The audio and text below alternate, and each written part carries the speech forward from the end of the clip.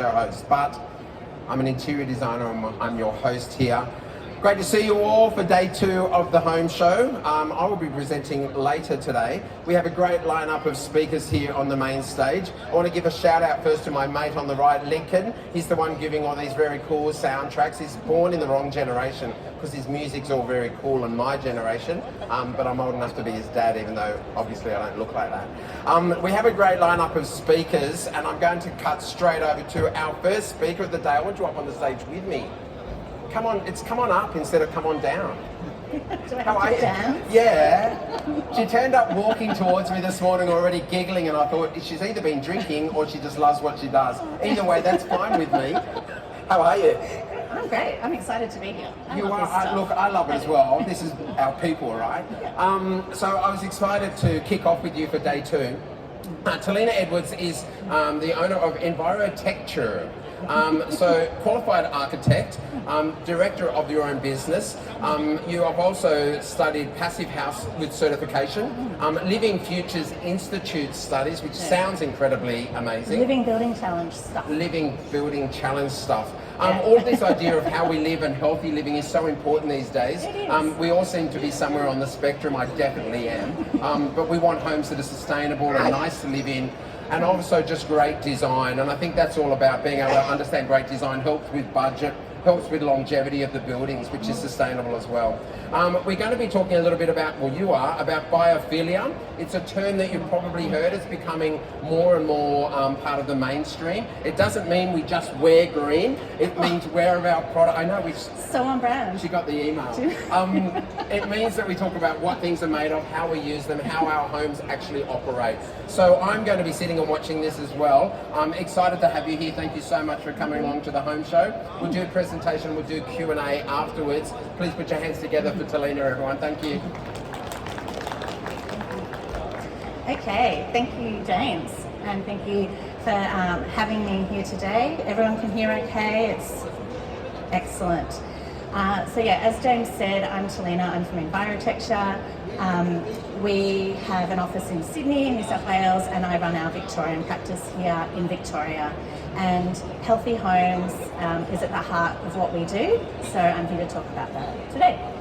And before we start, I really do want to take a moment to pause and acknowledge the Wurundjeri people here in Melbourne, the lands of the Kulin Nation, in Naarm. And I also live and work in regional Victoria on Wadawurrung country. This is important to me to honour this sort of ancestry of the land. No matter where we come from, all over the world, we all are from this earth, we all are from this land, and so many traditions. Pay the respects every time you step into a new place, and I think globally we've forgotten that. It's this care for country, and that's going to be woven into what I'm talking about today. So it's just that acknowledgement and my deep respect for their ongoing wisdom, the traditional custodians, is something that's important to me. So Envirotecture is the name of our business. It's also clearly we care about the environment, and we are architects. So our copywriter came up with designing brilliant buildings for people and planet, but that is obviously at the heart of what we do. But this little diagram on the right is what I want to speak to today. These 3 ideas around what home actually is and what a healthy home is. So you've probably seen some not dissimilar images in the past few weeks with the astronauts up in space, and the reminder that we all live on this planet. The planet is our home. There is no planet B. We're not going to go and live on Mars. We've got a beautiful planet here, and it is our home, and we need to remember that. Or there's an opportunity, an invitation to remember that with every single decision we make. Obviously, Healthy Home's our house. Yes, this is an AI-generated image, the only one in the presentation. I was just curious what it thought might be a sort of eco-sustainable, biophilic house. It's not bad. It's getting there, but the reason I also wanted to include this was this idea that AI obviously is infiltrating our lives and it's getting really smart and it is intelligence, but it's not the same. It will never have a human body experience. It will never experience what we do through our senses as we move through the world. And that's going to be the key difference moving forward into the future. And just a quick remember that our bodies are our homes too. We take care of our bodies, we have good nutrition, we make sure our clothes are appropriate for the climate, whether you're hot or cold.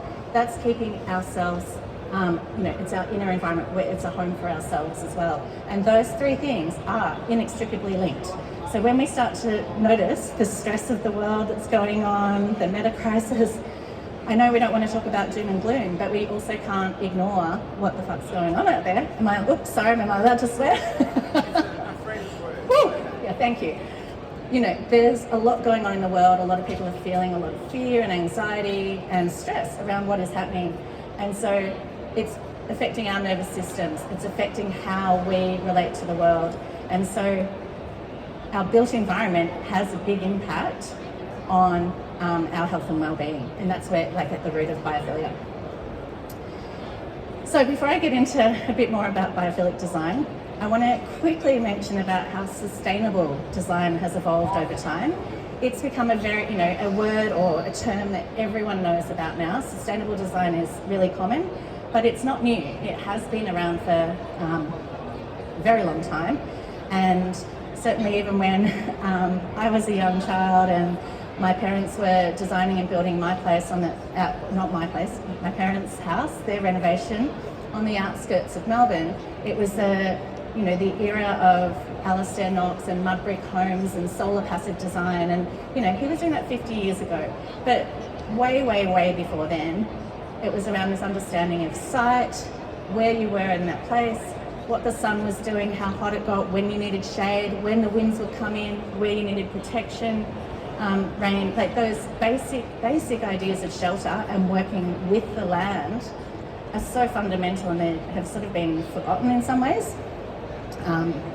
So I'm not going to go through this in detail. I know it's a lot of words, there's a lot there. You can grab it from our website if you're interested in understanding more. But I needed to get this out of my brain and onto paper, so I made this a few weeks ago to try and explain that we started back in that passive solar design, the fundamentals, 50 years ago, and a lot of the industry is still just talking about that. But things have moved so far, but in some ways where we get to at this end around this biophilic design and healthy home, that's actually almost a circling back. It's almost this cyclical loop of understanding. So when we get to number 2 here, and it's all about put on more bling, add more solar panels, do this, and yes, we want solar panels, and whoever's selling them, awesome, let's do that. But it's also a reminder of maybe building less, or building better quality, or building something that's a little bit healthier, or using materials that are lower embodied carbon. All of this is part of the ecosystem that as an architect I deal with every day. And it's not meant to be overwhelming, because it's been a journey, and the industry is on this journey and understands that it can't just be one little thing. It really needs this holistic thing as we're moving forward. So, and that includes obviously the care for country. And most of this stuff can be implemented at all scales, in workplaces, in homes. It's just that, this is the bigger picture of what we deal with every day. And this is just one example of one of our projects. Yes, it's in a field, in the countryside. It's not in an urban environment. And as I said, a lot of the principles can be implemented as well. But this is one it did win a Biophilic Design Award, so that's why I wanted to mention it briefly before we get into some other pretty examples. But it was, holistically looking at how do we go beyond sustainability to regeneration. And it was a certified Passive House premium home. It's all off-grid, harvests its own, water and sun energy, even for the EVs. So it was trying to, do as many of the right things as we could. So what's biophilia? This is my kid, my youngest child, from about 10 or so years ago. And this is all of us, right, back at that age. This is just what we naturally did. We just kind of got it. We would be in the mud and playing with twigs and picking up flowers. And sometimes somewhere along the way, we sort of get told, oh no, don't touch that. Stop, no, that might be dirty. But But this is us. This is our human experience. It's how we interact with the world. We touch, we hear, we observe. And so it's the reminder we are a part of nature. We are not apart from it.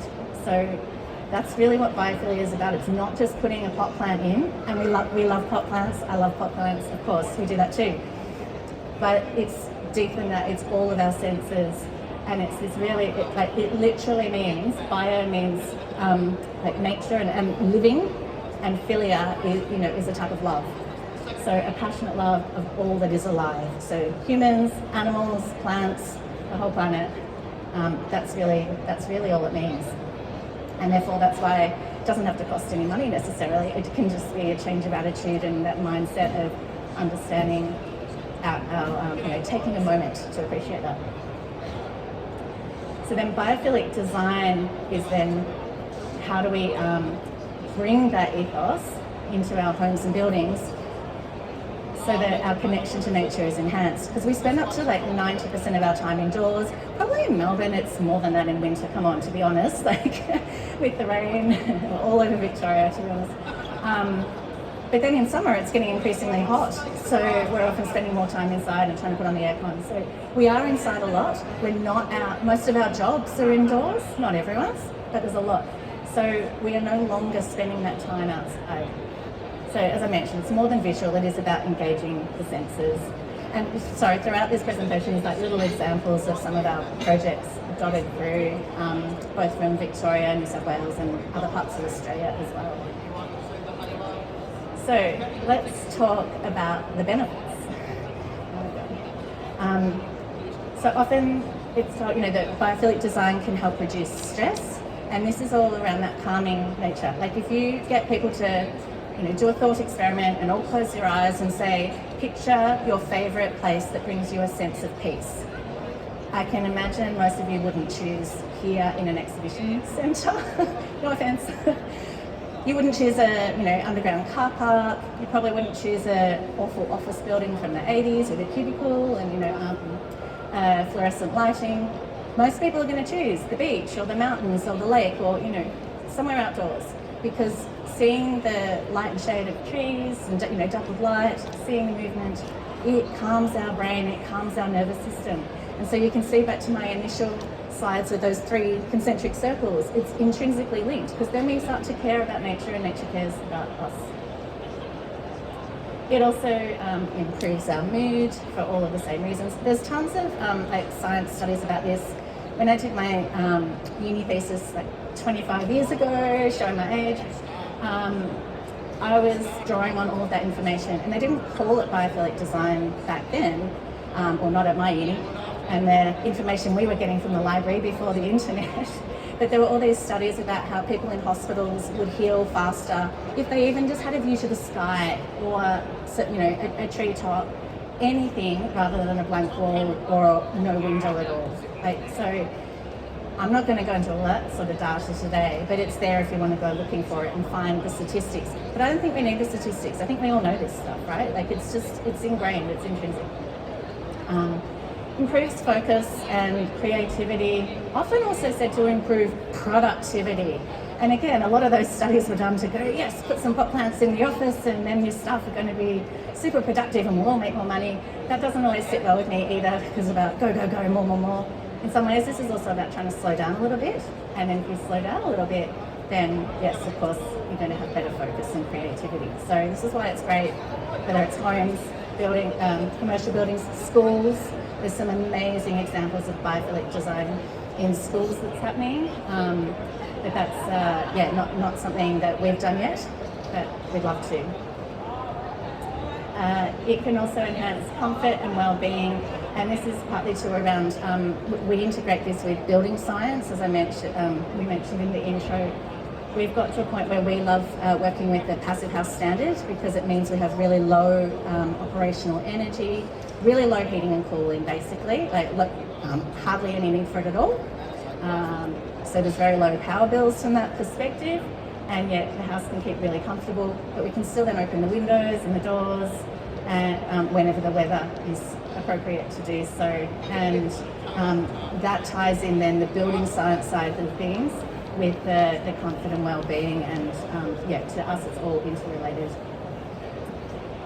And so how can we then bring biophilia into, they were the benefits, and then how do we actually do it on any scale?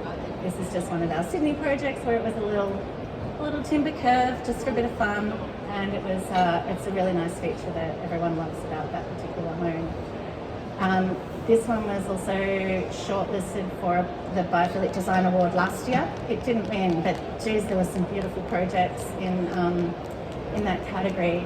And this is the real thing around bringing in real nature, whether it's plants, gardens, those natural views, breezes, sunlight, sometimes water, but also remembering that when we're talking about a sensory experience, sometimes water, a dripping tap is not always what everyone loves to listen to. So it's been interesting, sensory and people's perception of senses is quite different from person to person. I'm a neurodiverse person, and so I notice these things a lot more, but as a kid I think I blocked them out because the world was a bit overwhelming, and so a lot of us do block these things out, like especially being in the city, the noise, the trams, the people, it can be really overwhelming. So part of this is actually remembering about not having sensory overload and paring it back as well. And natural materials, timber, stone. Who doesn't love everything like that? Or walking past and touching a stone wall, like those textures. So that having really good daylight, really good ventilation strategies is really important. I hate staying in, I stayed in a hotel room last night, which is an amazing place to stay because it's a passive house hotel. But I've stayed in places where, you can't even open the window. It's really common, and that makes me feel almost suffocated when you don't have any control over your environment. So that's a part of it as well, having that psychological sense of control. And the biophilic design principles, there's a couple of key people who wrote about this quite a few years back now. One of them has got 72 different biophilic design principles. So I'm trying to distill this down into, 5 or so slides. So I'm grouping very, very generally here. But there's a whole section around this idea of psychology and prospect and refuge. And it goes, it's going back to primal days of being on a cave on a mountaintop and looking to see, was the enemy coming or was there a tiger coming? This is literally wired in the human brain, and I'm not a psychologist, but there's all these other studies about that if you go to a restaurant, you're going to meet a friend, you often will go and sit in the cafe at the back, with your back to the wall, so you can survey the room and then see when they arrive. That's all part of our inbuilt psychology. So part of this is around this idea of prospect and refuge, in buildings too, smaller spaces to retreat to and then still feel like you can see out. And part of that too extends to things like these ideas of how you walk through a space, and is there a contraction of ceilings and then an expansion. It's how we discover the world when we're out exploring in nature. And so buildings sort of can bring some of that into the way they're designed as well. It's actually about movement through the space and the spatial qualities, or again, how the light and shadow filters through. That can all, that's all part of the biophilic design ethos. And my favourite one's really about this connection to place. Remember I started with that with passive solar design, but honouring the seasons. What's happening in autumn, what's happening in winter and summer. Can we take a moment to actually notice that in our crazy busy lives? This project in Wood End, that grapevine that you can see there, it was attached to an old house, and unfortunately the old house was really beyond repair. We try and keep things when we can and fix them, but for this particular brief and these clients, it made sense to actually demolish the old house and build a new one. But during that time, we kept the grapevine and propped it up so that then when we built the new one and the new veranda went in, it could be retrained back in place. So it was really lovely that we could. It was such a beautiful feature and their favourite thing about the old house when they purchased it. So it's honouring the seasons and connecting with nature in that way as well. And as I mentioned right at the start, delighting the senses is, it's not just about that visual beauty, it really is around these ideas of the texture, what you can hear as well, maybe what you can smell, hopefully it's nothing too bad. Taste, not so much. I had someone once say, oh, surely if you're using non-toxic products, you could just lick the walls. And I just thought, no, I don't think we should be encouraging anyone to be tasting your buildings. Most of them probably not healthy to do that. But I liked their thinking in terms of that ethos, like, if it is that toxic, should it even be, in our buildings in the first place? But yeah, let's not eat it. And again, I just wanted to reiterate that so many of the literature and the information out there really just focuses on, if we bring nature in, nature's going to make us feel better. We are going to improve because nature's going to help fix us. But that's missing the point about it being a reciprocal relationship with nature. And that's why I started with the care for country, because if we don't have that connection, that care, that's when I reckon we're pretty doomed. It's not, it's really simple. It doesn't have to cost any money. It doesn't have to be difficult.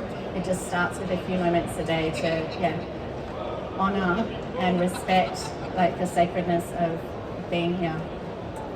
I am going to skip that because, actually, the only reason I put this on here because I was trying to understand some of my biophilic design journey.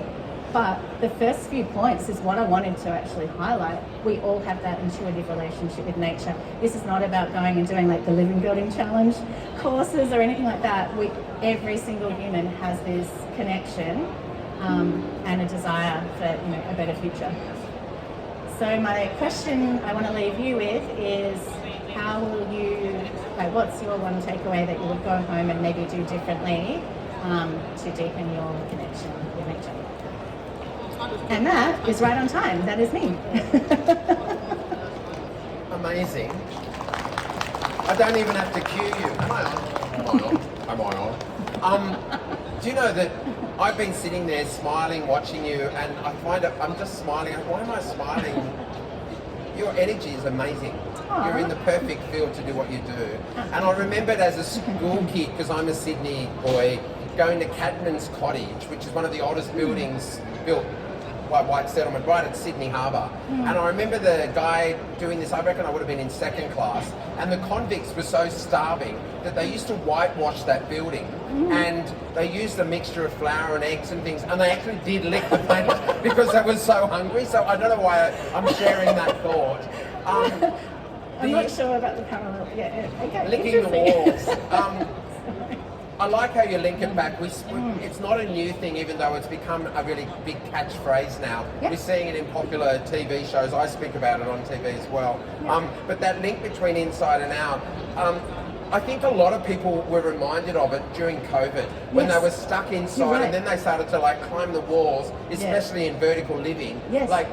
I need to get outside, I'm losing my mind. It's an amazing impact that we don't realise maybe until we don't have it. Yeah, that's exactly right. Post-COVID, when we had that 1 hour a day that we were allowed out, everyone was busting it to get outside, and it changed people's mindset because they were so used to being out in the world and experiencing it, but maybe not consciously aware that what is actually going on. So I think there's a misconception for many years of people thinking to be biophilic and healthy and sustainable, we've got to be in a mud brick house, as you alluded to, and eat mung beans, and whereas it's really good design and a connection between inside and out and the materials. You showed some stunning architectural images. Do I have any questions at all for Talina? Please. He's got a cheeky smile already, watch. He might have come with a random tricky question. So I have to talk into the microphone, that's a bit scary. Because I'm a sharing, I'm a twin, I'm about sharing. We're interested to purchase an old house and turn it into a benefit house, I think it is, a passive house. Is that practical to do still, or do you suggest we should actually do a new house from scratch? It's a great question. Do I have to? I'm on a TV show called Renovate or Rebuild. It's actually a question we deal with. I do. I'm sure you do with clients all the time. Yeah, it's a really good question. So it's something that we would always consider. Like, there is no one right answer. Like, there is always options to consider. Like, should it be a knockdown rebuild? Is it going to be more expensive? Is it because you ethically don't want to send it all to landfill? Because, especially with the cost, usually most houses can be saved, most houses can be renovated, most houses can be extended upon. You speak around NFIT, like that's the Certified Passive House Standard for renovations. There's still very few in Australia that have been completed. I think we've done 4 of them already, and there's like 4 of the first in the country. We've got one open in Melbourne in a few weeks' time, down in Bayside, Melbourne. That you can go and visit. It's under construction, but yeah, it's pulling the existing house apart basically back to the skeleton and putting it back together again. But with good builders and the right team and doing it all together, it absolutely makes sense. But it's the balancing act of, budget's the biggest one these days with everything. Everything's got more expensive, so sometimes it's just about improving it where you can, and maybe it doesn't need to double in size is often the thing too, like, which I skipped over a little bit in my big diagram, my infographic, but about building less and building better quality is one of those. Where am I pointing? Is part of that too. It's such a great point. I dealt with a client, 5 bedrooms, 8 bathrooms, 2 studies, 3 living areas, a wellness room which has those ice baths that I put Sauvignon Blanc in, but people just jump in it. Like, it was so much space. I live in a 3-bedroom, 2-bathroom house. I've got everything I need. It is crazy in Australia. We want these big homes, which sometimes creates a sense of separation from family and you want time apart. Like, sometimes you want your kids, you love them, I need to not see you for half an hour. But separation's really tricky within the dynamic of family. Yeah. Well, our homes in Australia are some of the largest in the world, and that's not really something we should be proud of at all. And it was since like the post-war homes that were about 100 square metres, or 120, and that was 3 bedroom and 1 bathroom, but you had your separate toilet and there was plenty of space for everybody. But now everything's ballooned out to walk-in pantry and walk-in robes and all this extra circulation, and all of that has doubled in size. Like, there's sometimes not even any more rooms, or like maybe an extra bathroom and an extra bedroom. But we're talking 250 square metres is like the average. So yes, there's many, but a lot more than that. Like, so many other cultures all around the world live in much smaller homes, and then they'd be more affordable and better quality, and we have more time outdoors, and maybe we'd be working less because there's not as big a mortgage to pay, and like, there's benefits. Tick. All of this. Have I got another question at all? The point of plants is really important. I was actually at a home show at the end of last year that somebody raised it in a question, and I had my partner here, and we have 25 plants in our house, and I'm not living in a jungle.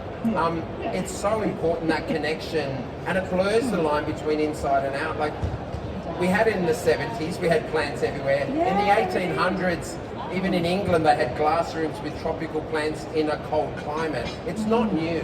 It's not. It's something that we can all add to our house this afternoon. Yeah, absolutely. And you don't have to go down to Bunnings or whatever and buy one. And I know we're at a home show and we're here to buy stuff and learn, but you can go and take a little clipping from your neighbours and put it in a pot and watch it grow, or ask a neighbour maybe before, or ask the plant before you take a clipping from it. But these things don't have to be expensive, and they can be so little. And then the joy of watching that grow and flower, and maybe it's something edible that we can basil on the windowsill. I'm sorry for that image. Sorry. I thought it was funny when you shared it. The ability to be able to connect with space is really important. But the use of timber, Australians love timber anyway. We're quite lucky, and timber is renewable. It's growing again. It's holding habitat while it's growing, and we can controllably chop it down, use it, and replant. It's an amazing resource. It's obviously a big part of what you do to be able to use that amazing material. Yes, and like, we love timber. Who doesn't love timber? And yes, as long as we've got enough. Sustainable. It's sustainably managed, and a lot of it isn't in Australia. And you know, there's been new bans on not logging native forests, and of course, I support that. That this is awesome because then the habitat is rebuilt. But that means there's actually less timber, and then it's like, where are we going to get all the timber from? Sure. And you know, a lot of it's now coming from overseas. And it's like, well, hang on, is that destroying someone else's rainforest? And so it's a really complex, complicated topic. But yeah, it sort of comes back to them maybe building a little bit less too. But it's definitely a lot more sustainable in many ways. Now we can find you Envirotecture Yep. website, Instagram. Yep. We can share all of that information. Sure. Please take down a picture of the details and put your hands together for Talina. A great way to kick off today's home show. Thanks so much. And I'm very centered and very calm, which I personally need. Thanks so much for being part of the show. I'm going to slowly set up for our next speaker, who's on my right hand side. Thanks so much, Talina. As we sort of do this and swap slides,